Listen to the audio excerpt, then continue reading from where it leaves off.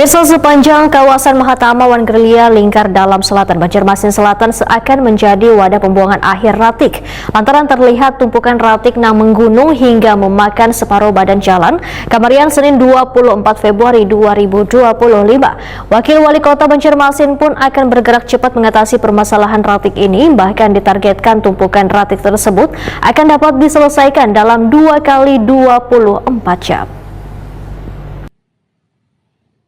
Sepanjang kawasan Mahatama Wan Gerilya Lingkar Dalam Selatan Banjarmasin Selatan seakan menjadi wadah pembuangan akhir ratik lantaran terlihat tumpukan ratik yang menggunung hingga memakan separuh badan jalan Kamarian Senin 24 Februari 2025. Tumpukan ratik ini pun mendapatkan keluhan oleh Wawan, salah seorang warga. Menurut Wawan, Waitakoni Prima TV memadahkan saban hari arus lalu lintas di kawasan ini terdampak kemacetan akibat dari tumpukan ratik tersebut. Kemarin tuh udah 1 minggu saya lewat sini, makin lama ya makin menumpuk. Enggak, makin hari makin numpuk bang lah. Ya tiap hari itu pasti banyak, udah separuh jalannya udah hilang. Enggak, sempat inilah bang, kalaunya setiap pagi atau apa macet gitu karena jalannya dipakai sebelah ini. Kalau macet tuh ya lumayan lah macetnya karena kan udah tutup jalan. Enggak, sampahnya banyak numpuk. Nah, jadi kalau masalah macet ya memang macet. Baunya kayak gimana bang? Wah, baunya, baunya tuh ya pasti bau lah. Menyengat sekali bang. Yang apa namanya? Yang utama ya ini namanya pencemaran.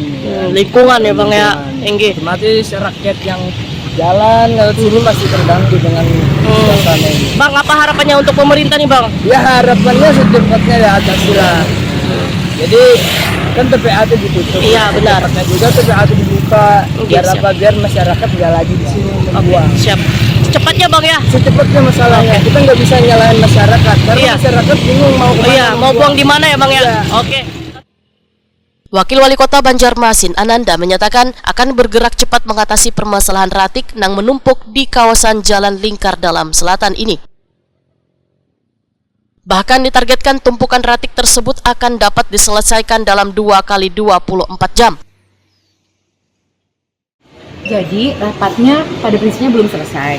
Jadi saya sudah mengarahkan sesuai dengan arahan Pak Wali Kota Pak Haji Muhammad Yamin. Intinya kami ingin segera TPS ilegal cepat selesai. Saya sudah mengarahkan langkah-langkahnya, tinggal dari pihak dinas terkait dan dinas lainnya, camat, lurah, tinggal mengidentifikasi kemudian mengeksekusi sesuai dengan peraturan dan aturan yang berlaku. Jadi saya tinggal menunggu kabarnya.